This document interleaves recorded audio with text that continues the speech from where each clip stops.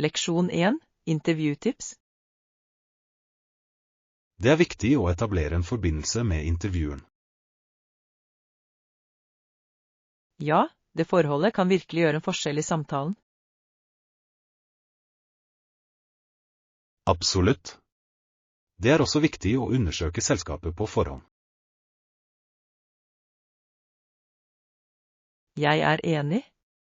Å kjenne deres verdier og oppdrag viser genuin interesse.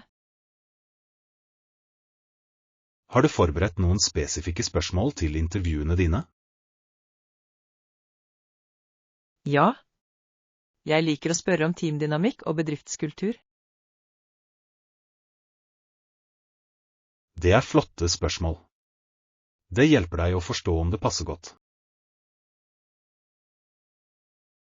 Nøyaktig. La oss fortsette å dele tips for å forbedre intervjuferdighetene våre. Det vil jeg gjerne. Vi kan støtte hverandre i denne prosessen. Leksjon 2. Viktigste bilturer. Det er alltid en god idé å ha noen forfriskninger tilgjengelig på en biltur. Absolutt.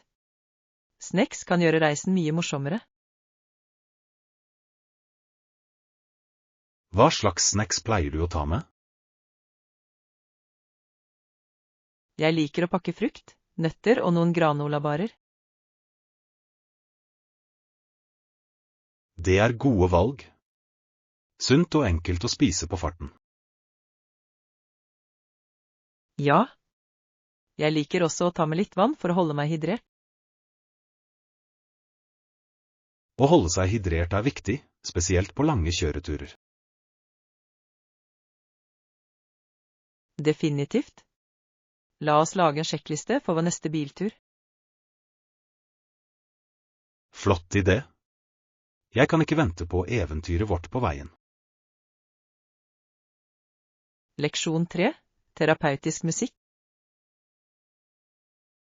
Absolutt. Å spille musikk er så terapeutisk for meg.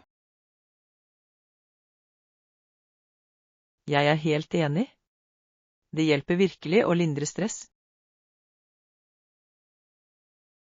Spiller du andre instrumenter enn gitar? Ja, jeg spiller også piano. Det er en fantastisk måte å uttrykke meg på. Det er fantastisk. Pianoet har en så vakker lyd. Det gjør det virkelig. Jeg elsker hvor allsidig den er for forskjellige sjangere. Har du noen gang tenkt på å opptre foran et publikum? Jeg har. Det er litt skremmende, men jeg tror det ville vært spennende. Jeg er sikker på at det ville vært fantastisk. La oss planlegge en liten jam-session snart. Leksjon 4. Morgenrutine. Jeg våkner tidlig om morgenen for å passe på treningene mine før jobb. Det er imponerende. Hvordan holder du deg motivert til å stå opp så tidlig? Jeg opplever at det gir meg energi å starte dagen med trening. Jeg kan se hvordan det ville satt en positiv tone for dagen. Nøyaktig. I tillegg er det fint å ha litt rolig tid før dagen blir travel. Har du etablert en spesifikk rutine for treningsøktene dine? Ja. Jeg veksler mellom kondisjonstrening og styrketrening gjennom uken. Det høres balansert ut. Jeg må kanskje ta i bruk en lignende rutine. Jeg deler gjerne timeplanen og tipsene mine med deg. Leksjon 5. Test forventninger. Jeg hørte at hun lo og sa at det ikke var en slik test. Det høres interessant ut. Hva slags test snakker de om? Det virker som det handlet mer om personlig vekst enn akademikere. Jeg elsker den tilnærmingen. Personlig utvikling er så viktig. Ja. Det oppmuntrer folk til å reflektere og lære om seg selv. Har du noen gang tatt en slik test? Jeg har. Det var en flott opplevelse som hjalp meg å realisere mine styrker.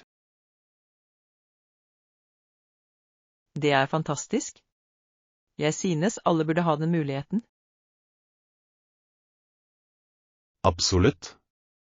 La oss se etter flere workshops som fokuserer på selvoppdagelse. Leksjon 6. Lykkefokus. Jeg prøver å ikke ha en rynke i ansiktet. Jeg liker å være glad. Det er en flott holdning. Lykke er så viktig for vårt velvære. Nøyaktig. Jeg er glad mesteparten av tiden, og det føles bra.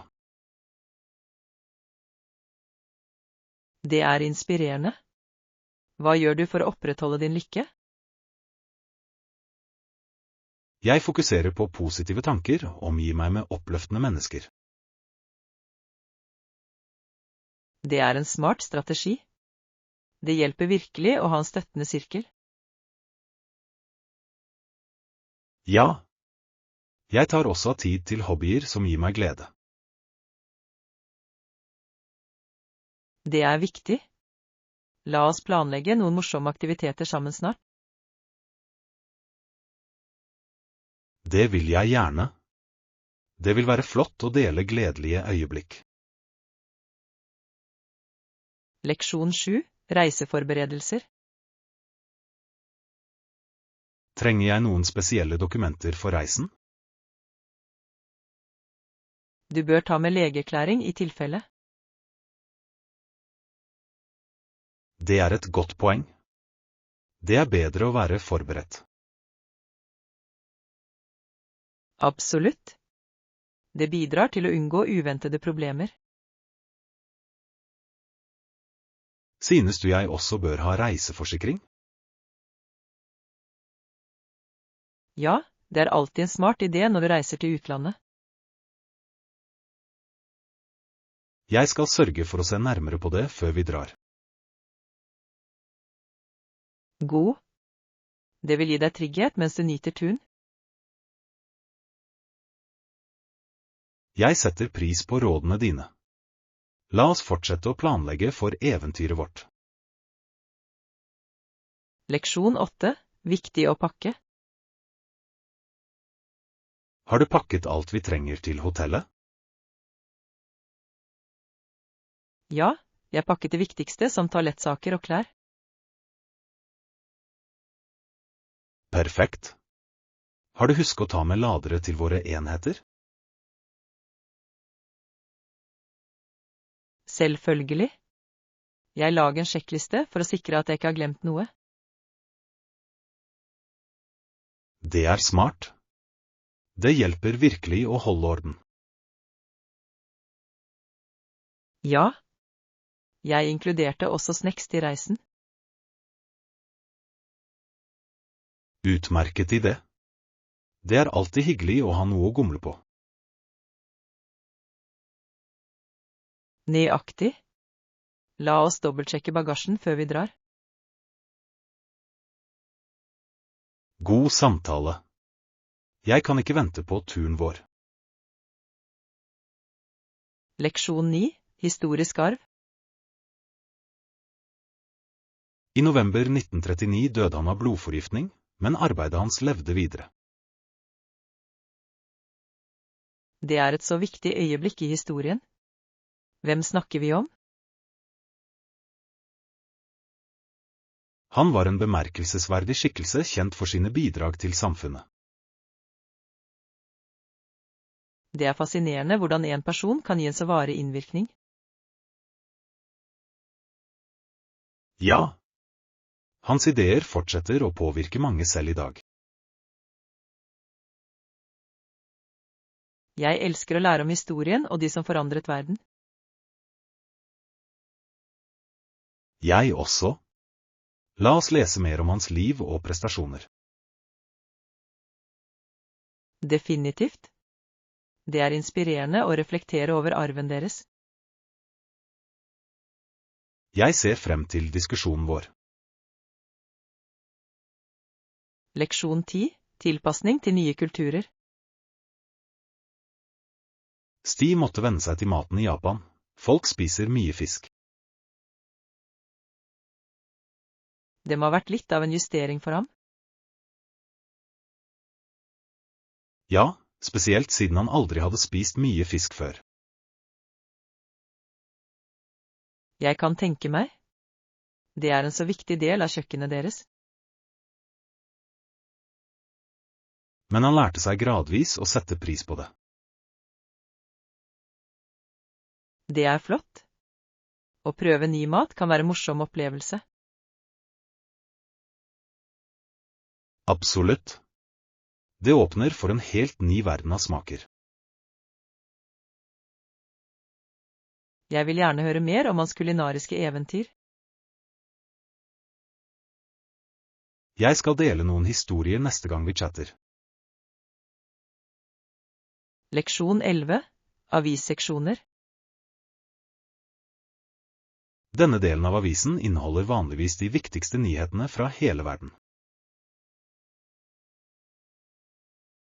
Ja, det er viktig å holde seg informert om globale hendelser. Jeg leser alltid denne delen først når jeg tar morgenkaffen. Samme her. Det hjelper meg å starte dagen med bevissthet.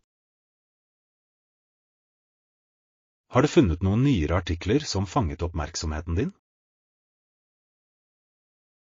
Ja. Det var et fascinerende stykke om klimaendringer. Det høres interessant ut. Jeg vil gjerne lese den. Jeg sender deg linken. La oss diskutere tankene våre etter at du har lest den. Flott idé. Jeg gleder meg til samtalen vår. Leksjon 12. Historiske figurer. George H.W. Bush hadde også vært guvernør i Texas siden 1994. Ja. Han hadde en ganske betydelig politisk karriere. Men bortsett fra det, gjorde han en varig innvirkning på mange politikker. Absolutt. Hans lederskap i utfordrende tider var bemerkelsesverdig. Det er fascinerende hvordan erfaringene hans formet presidentskapet hans. Ja. Historien gjenspeiler ofte avgjørelsene tatt av ledere som ham. La oss utforske mer om hans liv og prestasjoner sammen. Det vil jeg gjerne. Å lære om historie er alltid opplysende. Jeg kan ikke vente med å dykke ned i det. Leksjon 13. Kjøpesko. Stor. Jeg trenger også et par nye sko. Vi kan sjekke ut skobutikken ved siden av kafeen vi besøkte sist. Det høres perfekt ut. Jeg husker de hadde et godt utvalg. Ja, og personalet var veldig hjelpsomme også. Nøyaktig. Jeg setter pris på når de kan gi råd om passform og komfort. Jeg også. Hvilken type sko ser du etter? Jeg vil ha noe allsidig for både uformelle og semiformelle anledninger. Det er et smart valg. Et par gode sko kan virkelig heve et antrekk. La oss dra dit og se hva de har. Leksjon 14. Samsvarsdiskusjoner. Vi må løse noen problemer med manglende samsvar i prosjektet vårt. Ja, jeg er enig. Hva foreslår du at vi skal gjøre med det? Jeg foreslår at vi implementerer et straffesystem basert på alvorlighetsgraden av manglende overholdelse.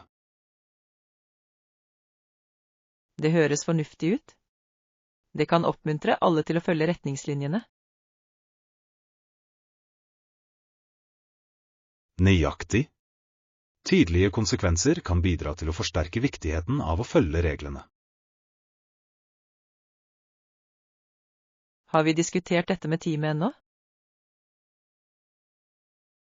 Ikke ennå, men vi bør avtale et møte for å få deres innspill. Ja. Det er avgjørende å involvere alle i beslutningsprosessen. La oss sette det opp til senere denne uken. Leksjon 15. Eventyrplanlegging. Definitivt snorkling, utforsking av regnskoger og prøve lokal mat høres fantastisk ut. Det gjør det virkelig. Jeg elsker ideen om å oppleve natur og kultur på en tur. Ja. Hver aktivitet tilbyr et så unikt perspektiv på destinasjonen. Har du vært i en regnskog før? Det har jeg ikke, men jeg har alltid hatt lyst til å dra.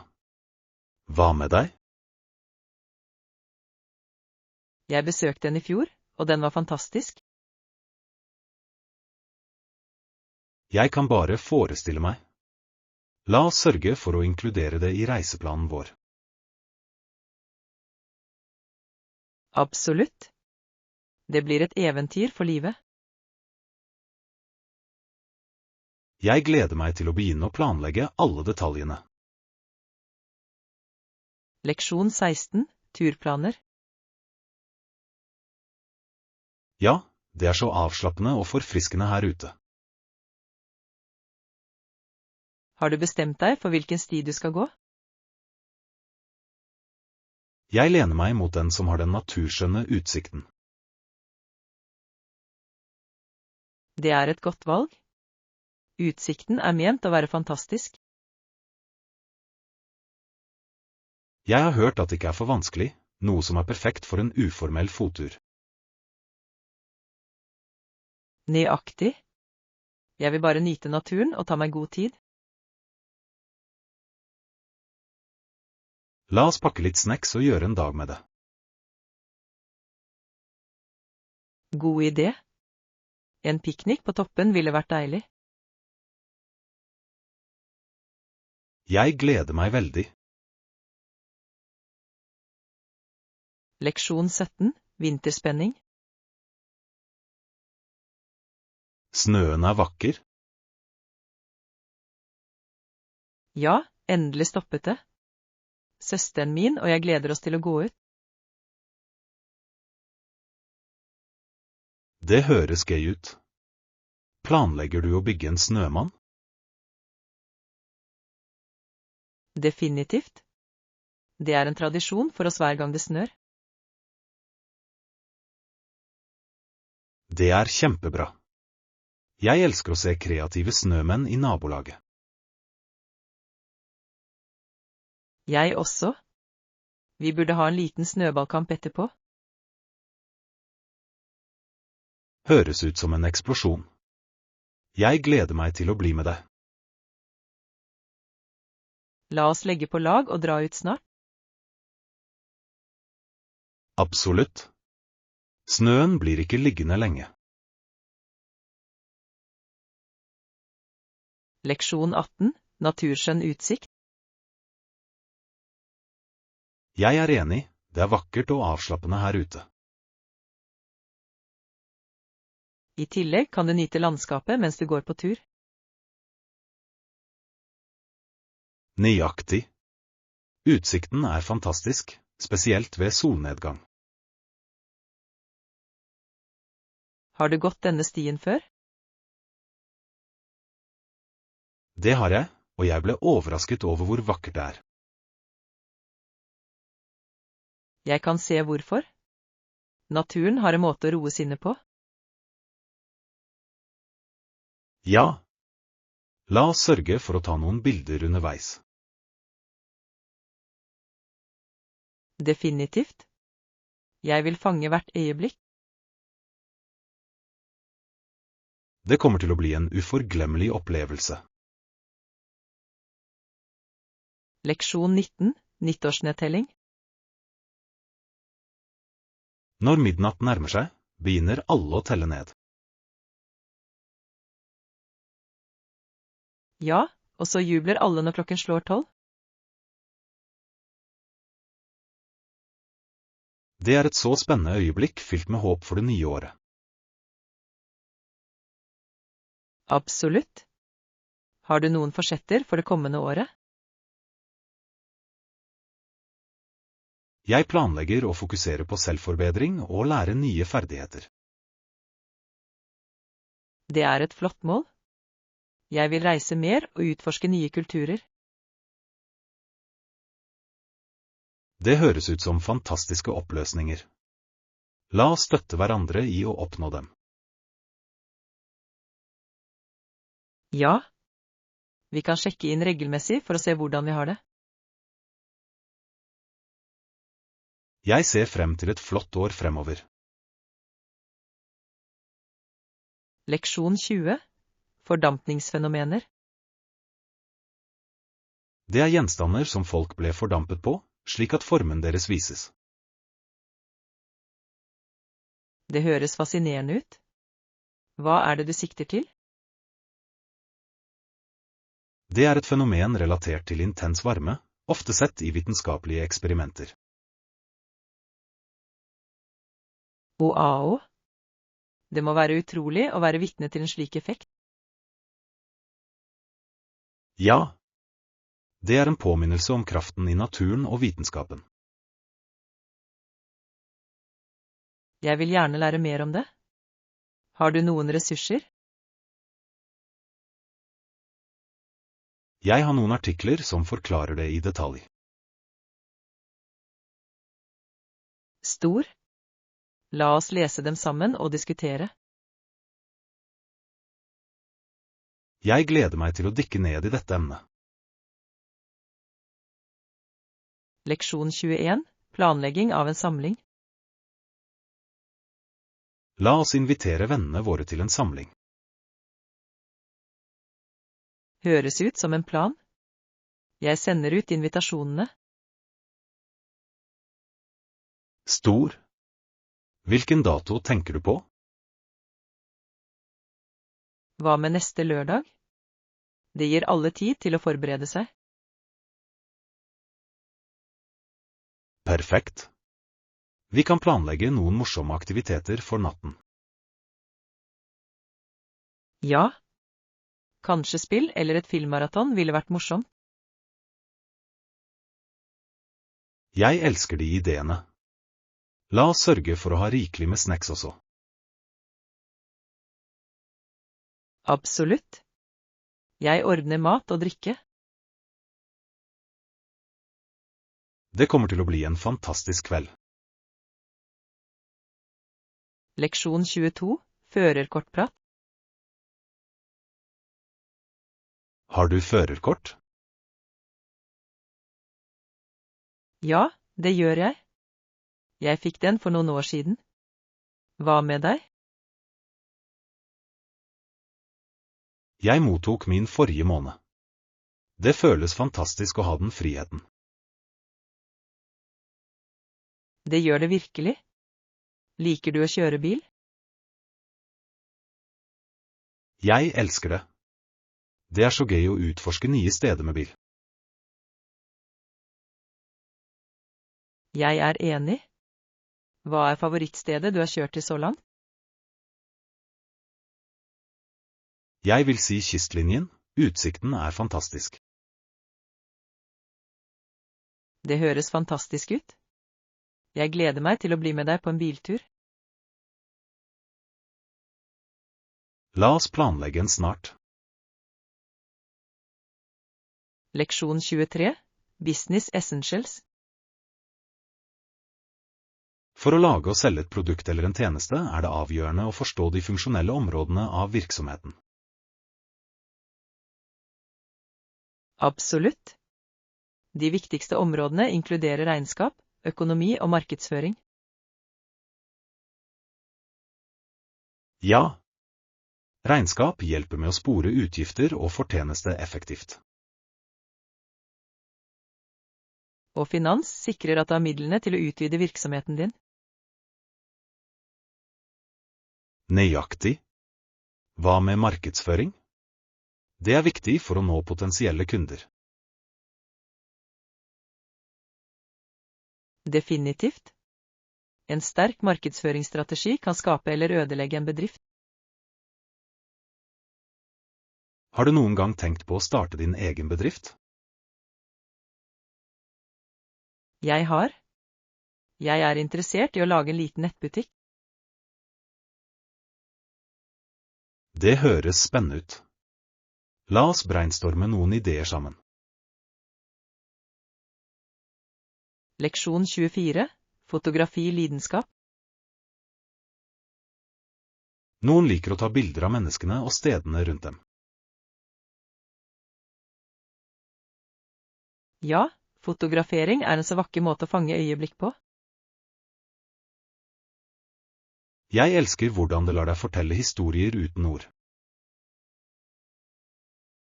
Nøyaktig. Hvert bilde kan fremkalle følelser og minner. Har du et favorittmotiv å fotografere? Jeg liker veldig godt å fange landskap. Naturen så inspirerende. Det fantastisk. Jeg foretrekker å fotografere mennesker. Det så mye karakter å fange. Begge fantastiske. La oss planlegge en fototur sammen. Jeg spent. Det blir morsomt å utforske og ta bilder. Leksjon 25. Sykkelfordeler. Jeg foretrekker å sykle når det mulig. Det god trening også. Det flott. Sykling en morsom måte å holde seg aktiv på. Ja. I tillegg det miljøvennlig og bidrar til å redusere stress. Absolutt. Har du syklet ofte i det siste? Jeg har. Jeg prøver å sykle minst et par ganger i uken. Det imponerende. Har du en favorittløype? Ja, det en vakker rute langs elven som jeg elsker. Det høres deilig ut. Jeg vil gjerne bli med deg på en tur en gang. La oss planlegge en sykkeltur snart.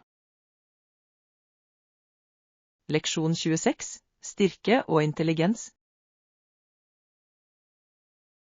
Hvem den sterkeste personen i verden, etter din mening? Det et vanskelig spørsmål. Det så mange sterke individer.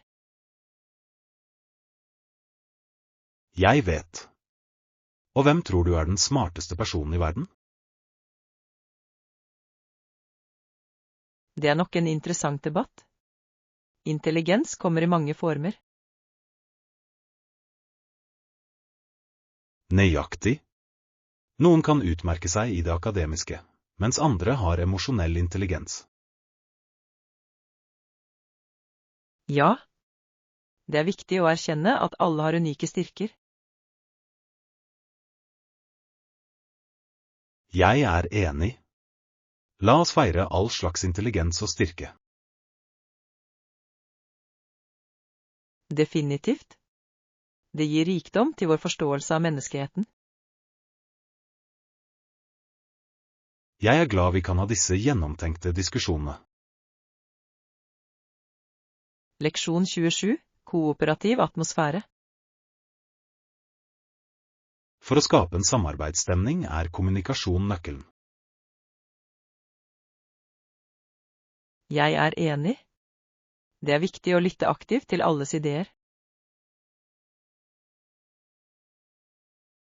Ja.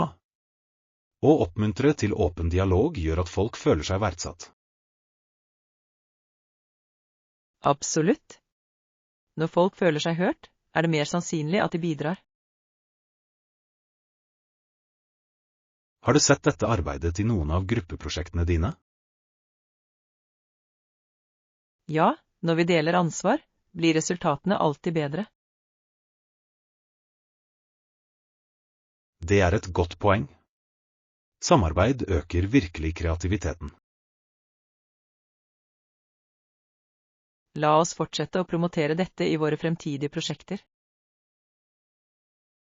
Jeg er med. Det vil føre til suksess for alle involverte. Leksjon 28.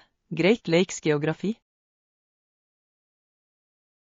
Elven renner i miles og møter deretter Lake Ontario, som er den minste av Great Lakes. Det er interessant. Jeg var ikke klar over at det var den minste. Ja. Det er fascinerende hvordan hver innsjø har sine egne unike egenskaper. Absolutt. De spiller alle viktige roller i økosystemet. Har du besøkt noen av de store innsjøene? Jeg har. Lake Michigan var vakker og perfekt for en sommerferie. Det høres deilig ut. Jeg vil gjerne utforske flere av dem. La oss planlegge en tur for å se noen av innsjøene sammen. Jeg er spent. Det blir et morsomt eventyr. Leksjon 29. Sommershopping. Hei, har du handlet i det siste? Ja, jeg trenger noen nye klær til sommeren. Det er flott. Hva slags stiler ser du etter? Jeg tenker på lette og luftige kjoler for det varme været. De er perfekte for sommeren. Komfortabel og stilig. Nøyaktig. Jeg vil også finne noen søte sandaler. La oss sjekke ut de lokale butikkene. De har alltid unike stykker. Det vil jeg gjerne. Å utforske nye butikker er så gøy. La oss gjøre en dag ut av det og nyte litt is etterpå. Leksjon 30. Edisons bidrag. Thomas Edison er mest kjent for sine oppfinnelser, som lyspæren og fonografen. Ja. Arbeidet hans forandret verden på så mange måter. Det er utrolig hvordan en person kan ha en så betydelig innvirkning. Absolutt. Hans kreativitet og besluttsomhet var inspirerende. Har du lest noen bøker om livet hans?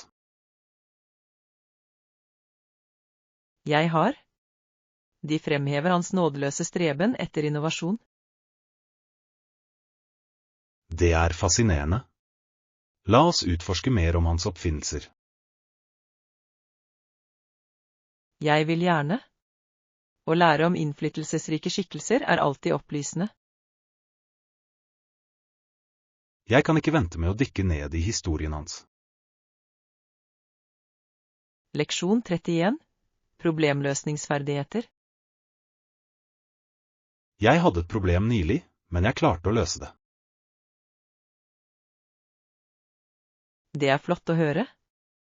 Hva skjedde? Jeg hadde et problem med internettleverandøren min, og de var ganske hjelpsomme med å løse det.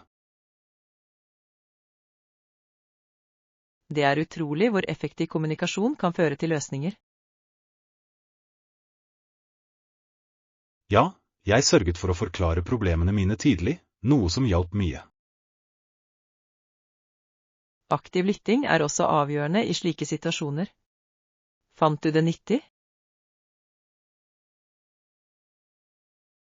Definitivt. Det gjorde samtalen jevnere og mer produktiv. Å sette klare mål for diskusjonen kan også føre til raskere løsninger. Jeg skal ha det i bakhodet for fremtidige problemer. Takk for tipsene. Leksjon 32. Samarbeidstips. Jeg er nysgjerrig på hvordan jeg kan forbedre samarbeidet. Har du noen tips? Effektivt samarbeid starter med aktiv lytting. Det viser respekt for alles innspill. Det er et godt poeng. Hvordan sikrer du at alle føler seg hørt? Å oppmuntre til åpen dialog og be om tilbakemelding kan bidra til å skape et behagelig miljø. Absolutt. Hva med å sette klare mål? Det er viktig. Å ha felles mål holder alle på linje og fokus. Jeg er enig, uten klare mål er det lett å miste retningen. Det er også nyttig å etablere roller slik at alle kjenner sitt ansvar. Det gir mening. Jeg skal prøve å implementere disse strategiene i mitt neste teamprosjekt. Leksjon 33. Karriereambisjoner. Det er hyggelig å møte deg. Jeg er nysgjerrig på bakgrunnen din. Hyggelig å møte deg også. Jeg er opprinnelig fra en liten by, men er flyttet hit for nye muligheter. Det høres interessant ut. Hva inspirerte deg til å gjøre en så stor endring i livet ditt? Jeg har alltid ønsket å utforske forskjellige kulturer og vokse i karrieren min, så jeg trodde dette var den perfekte sjansen. Har du tenkt på dine langsiktige karrieremål siden du flyttet? Absolutt. Jeg ønsker å jobbe i internasjonal virksomhet og forhåpentligvis reise for jobben min en dag. Det høres spennende ut. Hvilke skritt tar du for å nå disse målene? For tiden jobber jeg med nettverk og tar kurs for å forbedre ferdighetene mine, spesielt innen kommunikasjon. Smart trekk. Føler du at din nåværende jobb hjelper deg å komme nærmere disse ambisjonene? Leksjon 34. Bestilling av overnatting. Har du noen gang bestilt overnatting online? Ja, det har jeg. Det er så mange nettsider å velge mellom. Det er sant. Har du en favorittside for booking? Jeg liker veldig godt å bruke en som viser anmeldelser fra andre reisende. Anmeldelser kan være veldig nyttige. De gir en følelse av hva du kan forvente. Nøyaktig. I tillegg elsker jeg å kunne filtrere søket etter pris og plassering. Filtrering gjør det så mye lettere å finne det du vil ha. Høyere. Og jeg setter også pris på muligheten til å se bilder av rommene. Bilder kan utgjøre en stor forskjell. Det er fint å vite hva du får. Leksjon 35. Fremtidsreiser. Jeg setter alltid pris på reiseminnene mine. Hva med deg? Jeg er glad for å høre det. Jeg føler det på samme måte. Hva er en tur du husker med glede? Jeg elsket min tur til Italia. Maten og kulturen var uforglemmelig. Det høres fantastisk ut. Prøvde du å lage italienske retter selv? Ja, jeg tok en matlagingskurs der. Det var så gøy. Jeg vedder. Matlagingskurs er flotte for å lære lokal mat. Absolutt. Jeg husker fortsatt hvordan man lager fersk pasta. Wow, det er imponerende. Planlegger du fremtidige reiser?